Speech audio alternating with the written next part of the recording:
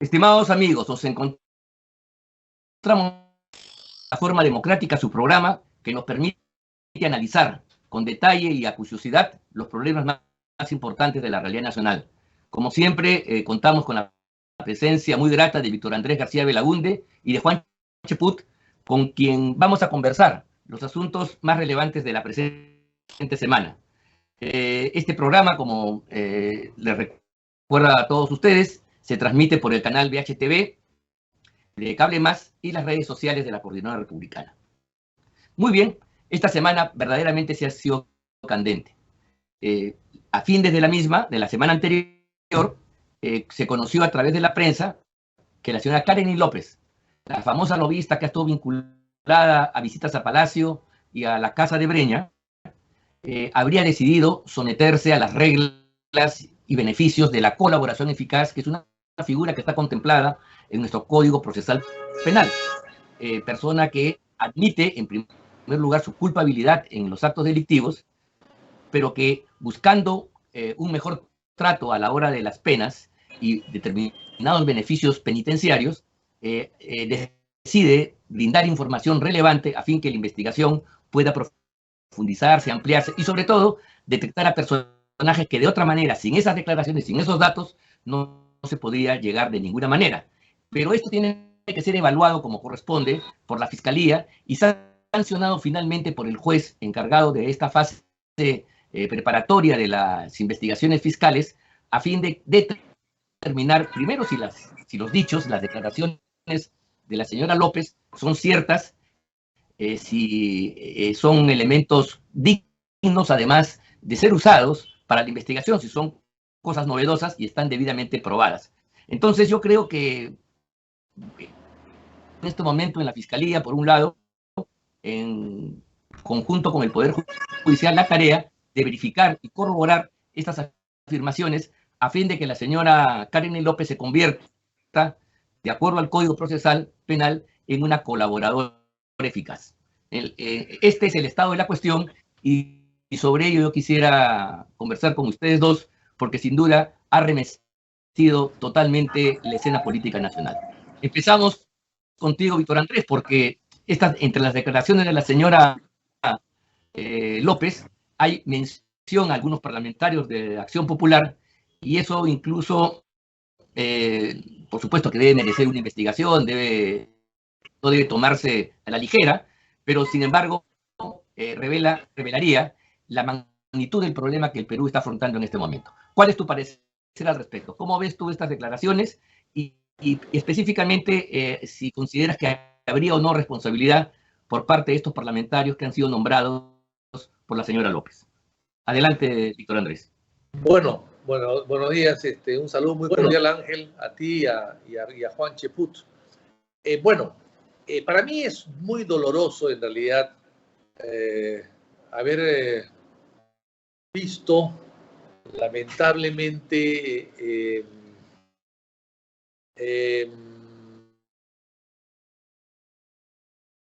haber visto, escuchado, leído, comentado que 5 parlamentarios de Acción Popular son los niños, ¿no?, de la Lampa, ¿no? Son los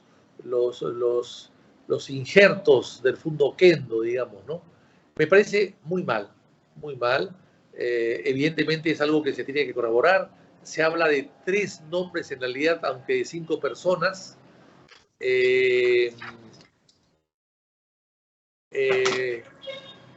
Se hablan de uno de ellos, de los 3 que se mencionan con nombre y apellidos. Se está hablando de una persona que se fue del partido, un señor Ceballos de Puno, que llegó al partido para ser candidato y utilizó al partido como vientre de alquiler y luego llegó al Congreso y se va rápidamente y además se hace asesorar por un candidato nuestro a la presidencia, el señor Johnny Lescano. Bueno, por suerte Ceballos ya se fue.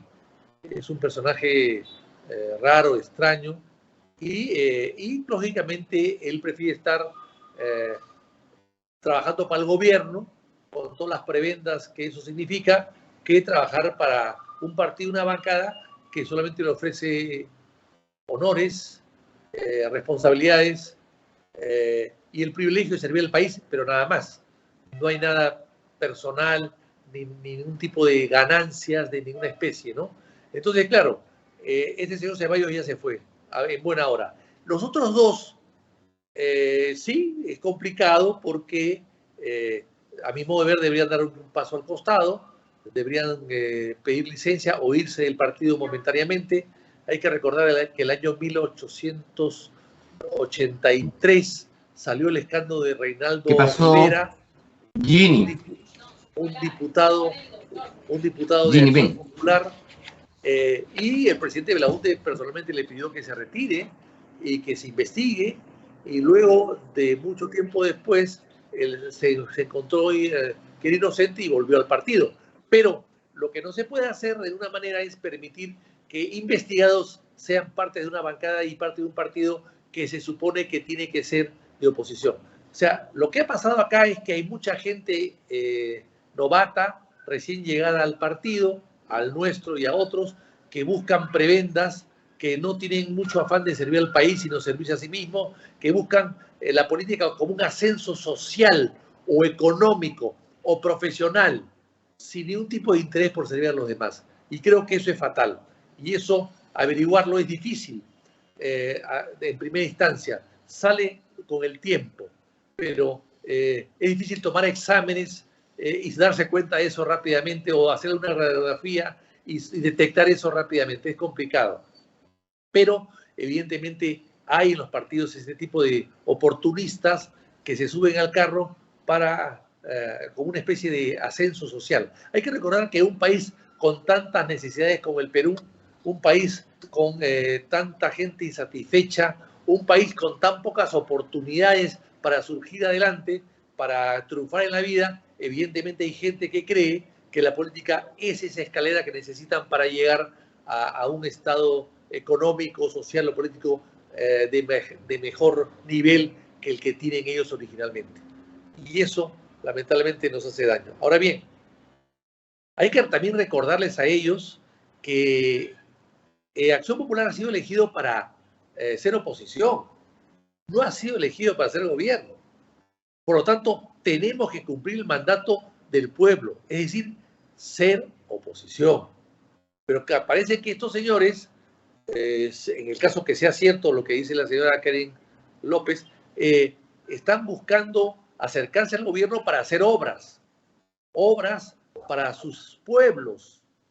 Pero claro, no se sabe si es obra para su pueblo o con constructores ya elegidos previamente y con comisiones de por medio. Por eso es que hay que recordar el caso de Leguía en los años 20, y por eso es que se cambiaron las cosas.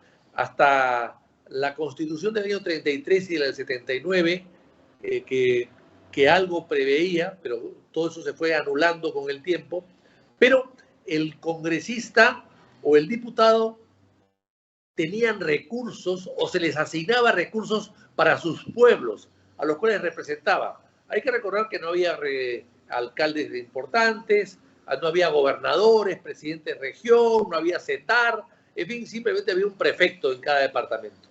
Y entonces el congresista se convertía en ese constructor, en ese señor que trae la plata o hace la obra. Y hay que recordar el caso de Cataguases, de un congresista por Arequipa, que fue y pidió unos recursos para hacer una carretera de su pueblo a la ciudad. Y claro, pasó el tiempo y el presidente Leguía se enteró del tema y lo mandó a llamar. Y le dijo, oiga, señor diputado, ¿a usted se le ha dado tanto dinero para hacer la carretera de su pueblo a la ciudad? Cataguases, en Arequipa. Pero me han dicho que no hay ni una carretera. Presidente, eso es una falsedad. Ahí está la carretera. Y yo se lo voy a demostrar, presidente. Yo se lo voy a mostrar. Voy a ir en mi camioncito hasta Cataguases. Y le voy a demostrar que sí hay carretera. Bueno, ¿qué hizo el diputado? Se compró un camión Ford A, lo desarmó, lo llevó a Mollendo por barco, lo desembarcó en Mollendo, lo llevó a lomo de mula hasta Cataguases a lomo de mula, y allá, con un mecánico, y allá en Cataguasi lo armó. Y quedó perfecto. Claro que en esa época, pues, la mecánica era mucho más simple que la de ahora, ¿no es cierto? Y armó el camioncito, entonces dio la vuelta por la ciudad, por el pueblo, se tomó fotos en la Plaza de Armas con todo el pueblo, con el alcalde, con el párroco, con el cura, con una foto y grandes vivas por el camioncito. Y con esa foto regresó a Lima, pidió una cita con el presidente, leía y le dijo, presidente, lo que le han dicho ustedes es falso, aquí está. He llegado yo manejando este camión a mi pueblo, aquí está. La mejor prueba, las fotos, con el alcalde, con el cura, con todas las autoridades. ¿Por? Entonces ahí quedó el incidente. Ese camioncito ha estado en ese pueblo hasta hace muy poco, en la Plaza de Armas, ahí como monumento a la corrupción. Ha estado ahí, ya tengo entendido que ya no está, pero durante 50 años estuvo ahí. ¿Por qué? Porque era una manera de demostrar que la corrupción existía y no puede volver a existir, que no puede volver a repetirse. Entonces, a raíz de eso, la Constitución del 33 y la del 79 que lo ratifican, no hay iniciativa de gastos en el Parlamento. No tenemos iniciativa de gastos. Inclusive no podemos proponer cosas que están fuera del presupuesto. Y por eso es que ahora viene la otra parte. Ahora viene ya la gestión. Ya, como no te dan dinero, como no puedes hacer obra, entonces el parlamentario lo que hace es se vuelve embajador de su alcalde y va tocando las puertas de todos los ministerios pidiendo obras para su pueblo. La pregunta es, ¿a cambio de qué? ¿Es un afán de ayudar a su pueblo o hay constructores que están ya asignados para hacer la obra con una comisión de promedio? Entonces, lo que hay que hacer acá, y Juan Cheput, que ha sido congresista, me puede dar la razón o no dármela. Yo creo que lo que hay que hacer acá es cambiar el reglamento del Congreso y prohibir las gestiones de esa naturaleza, porque el parlamentario está ahí para fiscalizar al gobierno, no para tocarle las puertas al gobierno o pedirle obritas, porque es una manera del gobierno de tenerlo chantajeado o bajo su custodia o bajo su influencia al parlamentario que debe fiscalizarlo. Entonces, ¿cómo fiscalizas? ¿Cómo puede fiscalizar o fiscalizar una persona que le está pidiendo dádivas al gobierno constantemente? No hay fiscalización ahí. Eso me hace recordar que en épocas pasadas el presidente de la región Callao, Curi, tenía en su oficina de la región 5 despachos para los 5 parlamentarios del Callao. Bueno, pues, ¿cómo lo podían investigar? Nunca lo investigaron. Por eso es que yo, que no era el Callao, sí pude investigarlo con la vía expresa del Callao. Entonces, ese tipo de cosas hay que corregirlas. Y estoy seguro que el reglamento puede corregirlas. Por supuesto, finalmente, para terminar, esto es muy grave, la denuncia de la señora López, es muy grave porque ella es del núcleo del torno del presidente Castillo, y la pregunta es muy simple. ¿Por qué tenemos que dudar hoy día de la señora López si no hemos dudado antes de Barata, de los colaboradores eficaces que han permitido enjuiciar a Toledo, a Humala, a Vizcarra, a Susana Villarán, a Lucho Castañeda, etcétera, etcétera, etcétera? Entonces, si le hemos dado créditos a todos esos colaboradores eficaces y han acabado mucha gente presas, y además se le ha premiado a Barata permitiendo que saque $5 millones de su bolsillo, de sus propiedades, de sus carros en Lima y que los lleve impunemente a Brasil, con su CTS incluida. Bueno, si todo eso ha pasado, la pregunta es ¿por qué no le vamos a creer a la señora López en una relación mucho más cercana al presidente Castillo de la que tuvieron los anteriores colaboradores eficaces? Así que yo creo que independientemente de la colaboración que pueda venir después, los indicios y los antecedentes nos hacen pensar que lo que ella está diciendo es verdad o mucho o una gran parte de verdad. No sé si es el 100%, pero probablemente el 90% de lo que dice debe ser cierto. Bien, Juan, muy bien. Muchas gracias, Víctor Andrés. Juan, en un estado de ya convulsión, de tensión, de deterioro de la escena política, estas declaraciones de la señora López evidentemente pues echan en mayor abundancia los niveles que terminan de inflamar y escaldar ya la cosa pública. Por cierto, estamos viviendo momentos muy difíciles y el problema es cuál es tu percepción en torno al desarrollo de las cosas. Estamos viviendo un momento de inflexión quizás, estamos ya en una suerte de ruta final, todavía hay pasos que conseguir, avanzar, conquistar. ¿Cuál es el estado actual de la cuestión de la gobernabilidad del Perú cuando ya nos acercamos a los 8 meses de gobierno del señor Castillo? ¿En qué medida estas declaraciones abundan, echan más leña al fuego de lo que ya venía existiendo anteriormente? ¿Cuál es el derrotero? ¿Cómo ves tú el desenlace de este tipo de imputaciones, acusaciones, que sin duda enrarecen más el ambiente político? Juan. Bueno, queridos amigos, Ángel, Vitocho, un placer estar nuevamente con ustedes. Yo quisiera empezar respondiendo la sugerencia que ha hecho Víctor Andrés en el sentido de los cambios que debe haber al reglamento. No puedo estar sino de acuerdo, pues este tema de los niños no es una excepción en el marco político peruano, en el desenvolvimiento del Parlamento de los últimos 21 años. Hace poco nomás se pasó por agua tibia el descubrimiento de una mafia en el Ministerio de Economía y Finanzas que jugaba en pared con los humanistas para otorgar una serie de obras. Ni siquiera salieron a la luz los nombres de los funcionarios del Ministerio de Economía y Finanzas, no sé con qué criterio los protegieron, que negociaban, traficaban una serie de obras con parlamentarios. Igualmente, durante el mismo gobierno de Humala salió el famoso hecho que decía que habían cuotas dentro del presupuesto para los parlamentarios nacionalistas, 500 millones, 600 millones de soles para que se repartieran entre todos. Ahora hemos llegado a este tema de los niños, que todo parece indicar que no se circunscribe a Acción Popular, parece que más bien hay un jardín de la infancia, y no solamente niños, pues estarían involucrados parlamentarios de otras haciendas políticas que es necesario precisar cuáles son, pero no serían 5, hay algunos que hablan hasta de 17 en la oposición, en la llamada oposición. Entonces eso definitivamente hay que profundizarlo, pues ahí se verían esas extrañas alianzas que hay protegiendo a Pedro Castillo. Ahora, ¿esto prosperará o no? Yo sigo pensando desde el primer día que el principal punto de Aquiles, la principal debilidad de este Parlamento son sus comisiones de investigación. No existen.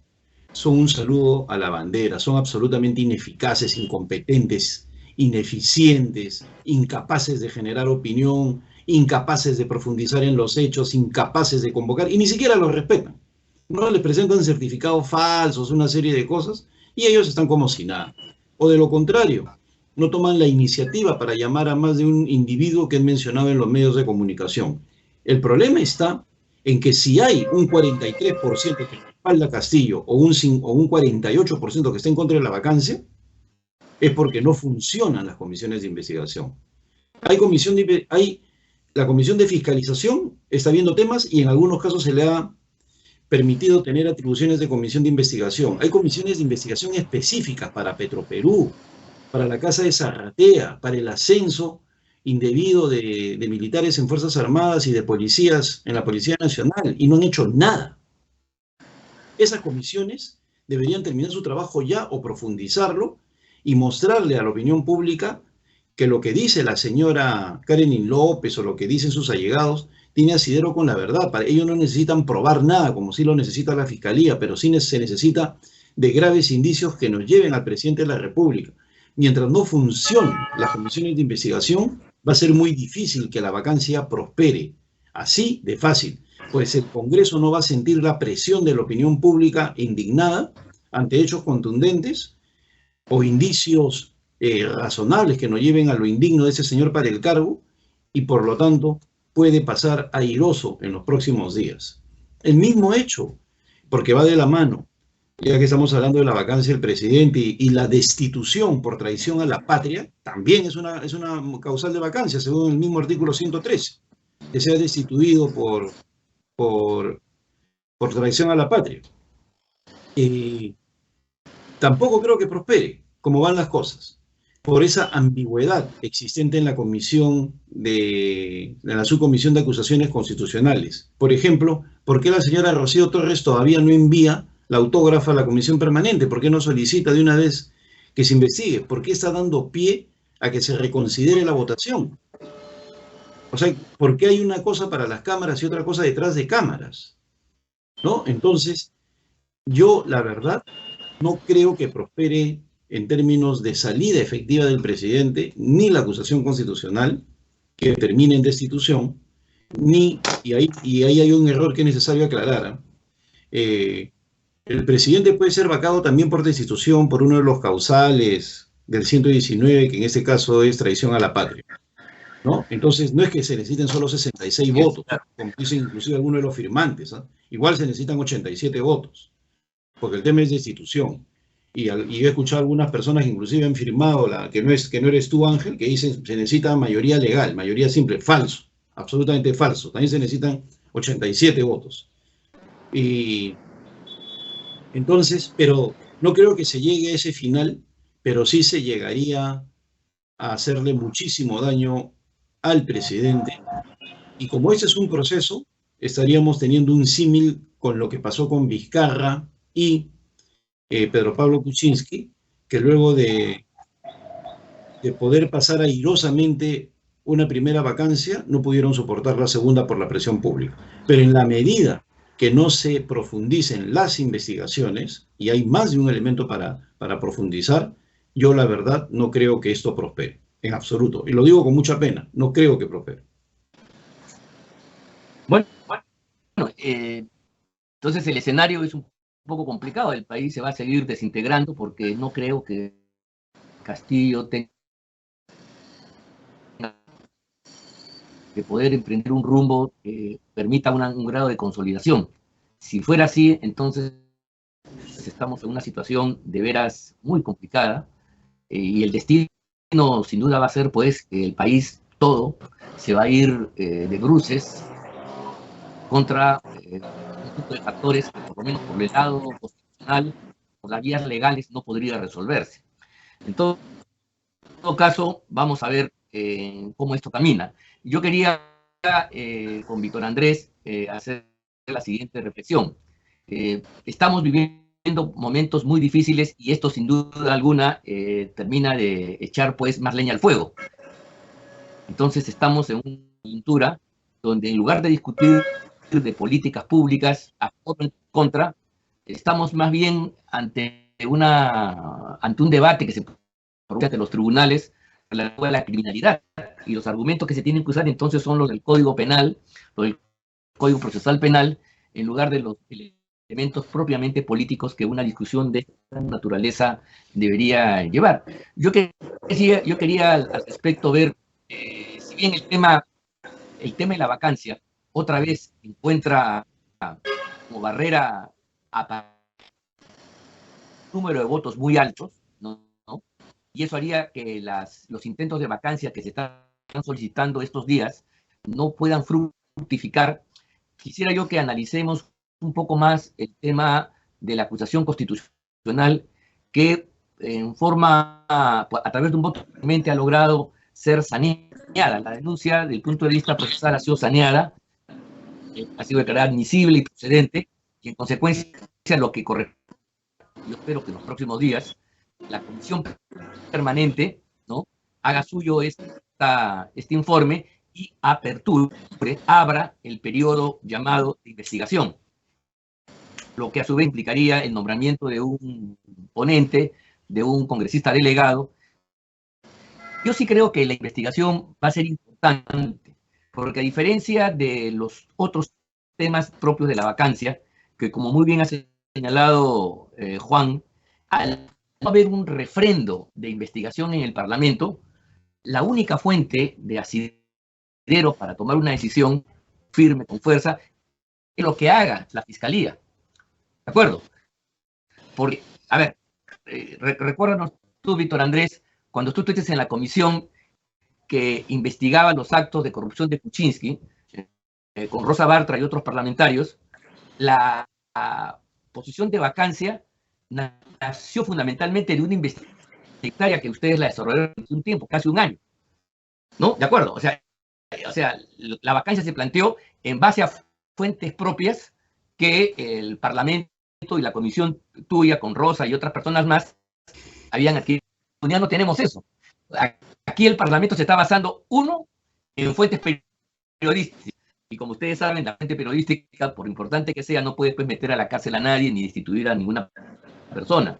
Y ahora que tenemos estas declaraciones de la señora López, su verificación van a tener que hacerse en sede fiscal porque no hay el contrapeso, como bien ha acotado Juan, por parte de una comisión investigadora del Congreso que llega a conclusiones similares, las haga suya y entonces sea eso un piso firme para poder plantear la vacancia. ¿Cómo tú consideras entonces esta situación, Andrés? Esta ausencia de investigación parlamentaria, ¿cómo la ves tú como un obstáculo para poder plantear una vacancia con fortaleza y solidez y perspectiva? A ver, hay varios temas que has tocado y parecen que es uno solo, pero no, son varios juntos. Sí, a ver. En primer lugar, abundando un poco lo que ha hecho Juan, ya se admitió en la subcomisión, eso tiene que elevarse a la permanente para que fije los días, el plazo. Que fije el plazo de investigación. De la investigación, que no tiene que ser más de, creo que es 15 días, 15 días fijar hábiles. 5. 15 días hábiles. Se puede prorrogar. Sí, puede 15 días hábiles, pero puede ser 10 o 5, o sea, la comisión permanente depende de eso. Luego eso baja otra vez, y una vez que baja la subcomisión, porque hay que ver que la subcomisión es la primera instancia. La segunda instancia es la comisión permanente y la tercera instancia es el pleno, donde se vota. Es un pequeño juicio parlamentario, con algunas reglas parecidas al Poder Judicial, pero bien, no necesariamente igual al Poder Judicial. ¿No es cierto? Porque finalmente generalmente en el Parlamento no hay jueces, hay abogados y hay de todo, pero no todos son abogados, no todos son expertos en derecho, ¿no?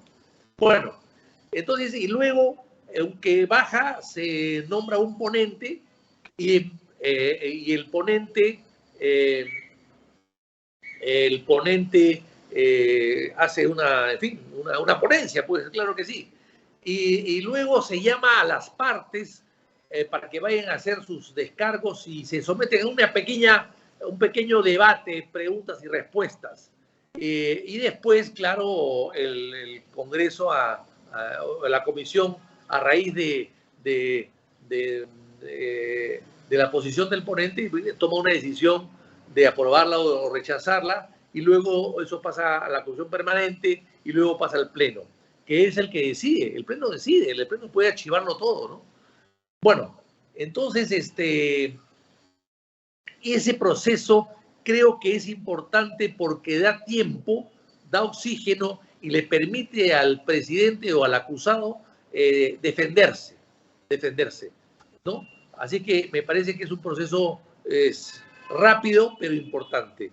Y creo que es un proceso más, digamos, más transparente, más claro, con mayor participación de la gente que va a escuchar los debates y las presentaciones en esta subcomisión, que lo que se llamó una vacancia express, ¿no? Esto no puede ser express.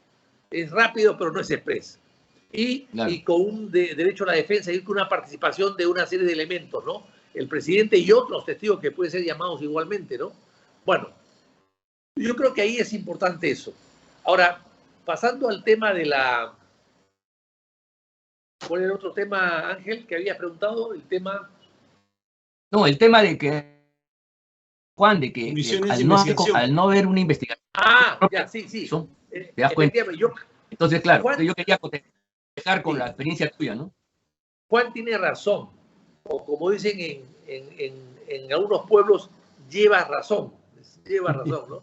Y otros pueblos dicen de razón, ¿no es cierto? De razón. Bueno, mira, en realidad la comisión fiscalizadora es importante, la comisión investigadora fiscalizadora es importante, y efectivamente, en el caso de Kuczynski fue fundamental, porque a través de la comisión aparecieron los recibos de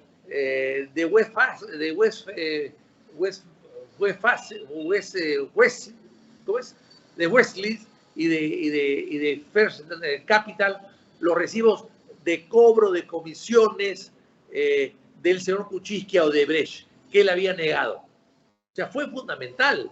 Y fue fundamental además en la comisión también que Graña diga que Vizcarra era su socio en el consorcio Hilo.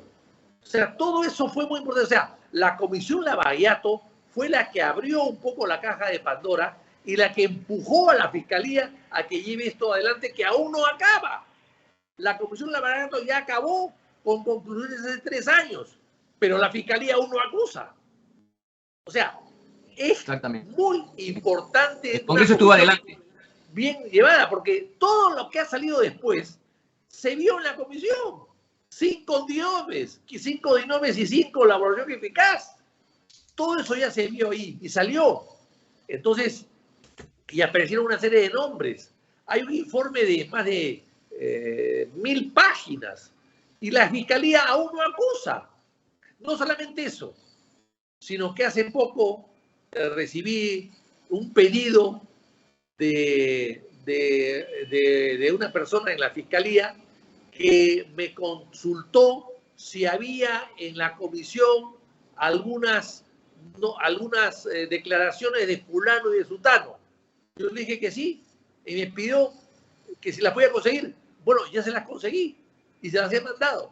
O sea, en el caso, por ejemplo, de este caso de Lavallato y en el caso de Orellana, la comisión, las comisiones investigadoras respectivas tienen información o han recogido testimonios que la Fiscalía no lo han recogido y ahora lo están pidiendo.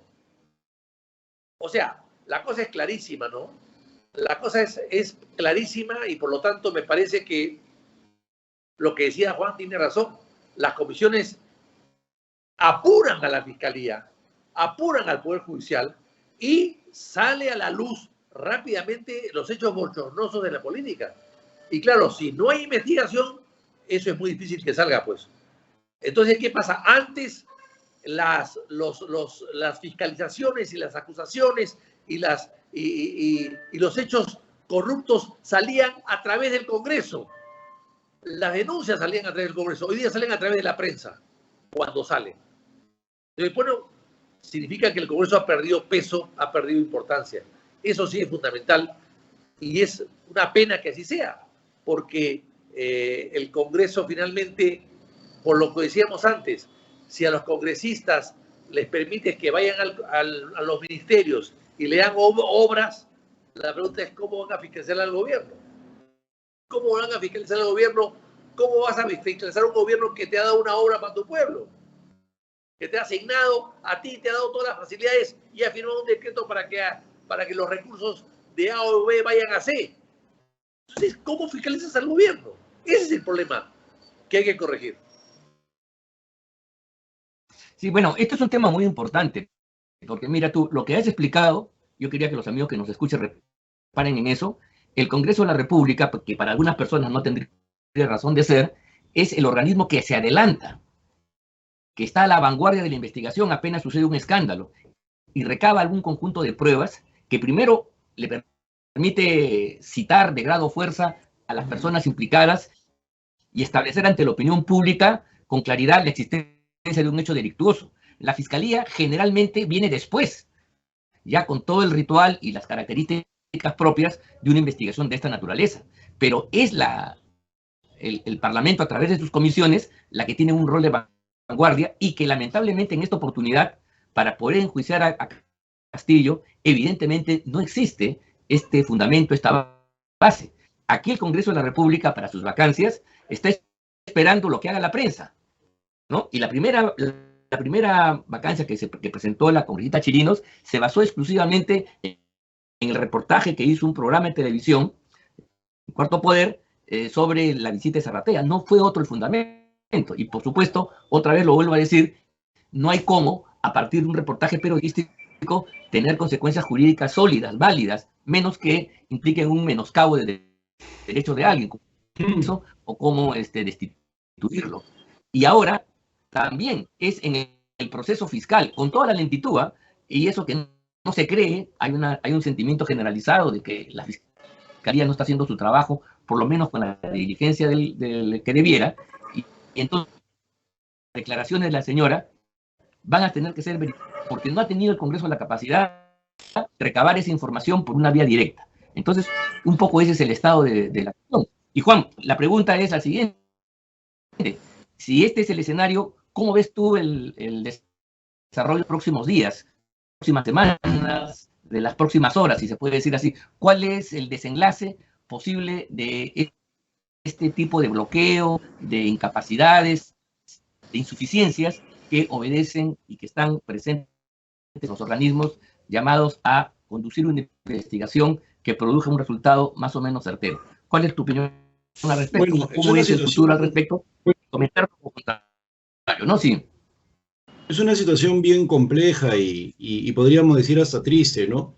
Vemos una fiscalía en la cual el propio coordinador de las fiscalías anticorrupción, Omar Tello, está cuestionado y según Karelin López sería mencionado permanentemente como una suerte de personaje afín, vinculado a esta mafia palaciega, ¿no? El mismo papel de Zoraida Ábalos, sobre la cual pesan ya sendas acusaciones constitucionales. Ahora, yo no creo que en el Congreso exista tanta incapacidad, tanta ineficiencia, ¿no? Lo que creo es que hay una ineficiencia calculada por temor a que se levante la alfombra o por temor a que pierdan su estabilidad laboral. Es penoso una vez más decirlo, pero no se están dando cuenta del rol histórico que les compete. Ha habido novatos que han hecho grandes investigaciones, y te menciono a tres. La Comisión Weissman, periodo 2001-2006. Una persona sin experiencia parlamentaria lideró la comisión más importante que sentó las bases para la extradición de Alberto Fujimori. La Comisión Pari, que ya en el periodo 2006-2011 puso sobre el tapete el tema de los negociados por construcción, otro novato. La Comisión Tejada, que investigó profundamente a Alan García entre el 2011 y el 2016. Ahí te he mencionado a tres novatos que hicieron sendas investigaciones. Y yo pregunto, ¿los novatos de ahora son distintos de los de antes? ¿O qué es lo que ha pasado para que los novatos sin experiencia hoy día no puedan encabezar una investigación? Si pueden tener asesores, si pueden tener una serie de cosas. Ahora, lo que yo sí creo es que hay tantos casos de corrupción que los ha sobrepasado. Pero yo propuse una mega comisión. ¿Y cuál fue la respuesta de los amigos parlamentarios? No, ese es para investigar el pasado. Por favor, ¿no pueden ser innovadores? ¿Tienen que estar atados esos yugos de que como se hizo para el pasado también tiene que ser acá? La megacomisión puede ser para el presente. Pues como dice la prensa, en estos 7 meses hay cerca de 100 casos de alta corrupción. 100 casos. Y 4 gabinetes. Entonces, ¿por qué no hacer una megacomisión a la cual se le dote de especialistas, de investigadores, ¿no? De un personal técnico de primer nivel, para que y de esa manera hacen economías de escala y se dediquen a investigar todo esto, en lugar de estar diseminados en 7, 8 comisiones y ninguna avanza?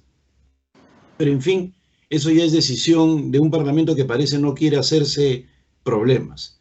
Y yo repito, para los temas de vacancia es importantísimo el apoyo de la opinión pública. Lima puede tener un 85% en contra de Castillo, pero el interior del país, un 40% lo apoya y se opone a la vacancia. Mientras ese 40%, que es cierto que está disminuyendo, no se convenza de que este señor tiene que irse por todo el drama que está causando en materia de seguridad, de economía, de servicios públicos, etcétera, etcétera, va a ser bien difícil vacarlo, pues la prédica de los Guido Bellido o de los Bermejo va a tener terreno fértil sobre la base de las narrativas que hacen. Y para eso es necesario salir a decir lo que se está investigando. Mientras no se haga, va a ser bien difícil que prospere por más marchas que se hagan y cosas de ese tipo. Se necesita conquistar a la opinión pública y eso no se está haciendo. Sí, sin duda alguna hay unas falencias, pero creo que en alguna medida la marcha que ha sido convocada por todas las fuerzas políticas de la oposición y sectores de la sociedad para este sábado 5 de abril, que va a empezar en el Campo de Marte, debiera darle curso a un nuevo ciclo de movilización callejera, de ocupación de los espacios públicos por parte de la ciudadanía. O sea, si los representantes y las instancias llamadas a hacer justicia y a investigar estos hechos, por muchas razones que hemos hablado aquí, no son suficientes, creo que el factor popular, la acción directa de nuestro pueblo manifestado en Lima, pero también en otras partes de la República, podrían inclinar la cosa en cierto sentido favorable a una solución que ponga punto final a este desmoronamiento a esta crisis profunda que todavía no tiene fondo y que nos afecta profundamente a todos. Yo quería agradecerle a ustedes dos por este programa. Ya hemos llegado a la final. Agradecerle a las personas que nos están siguiendo y escuchando. Apreciamos mucho su permanencia y sus comentarios, y nos despedimos entonces hasta la próxima semana, a ver si sobrevivimos y vemos entonces cómo las cosas evolucionan en función a las noticias que no terminan de sorprendernos día a día, casi hora a hora. Muchas gracias y hasta la próxima.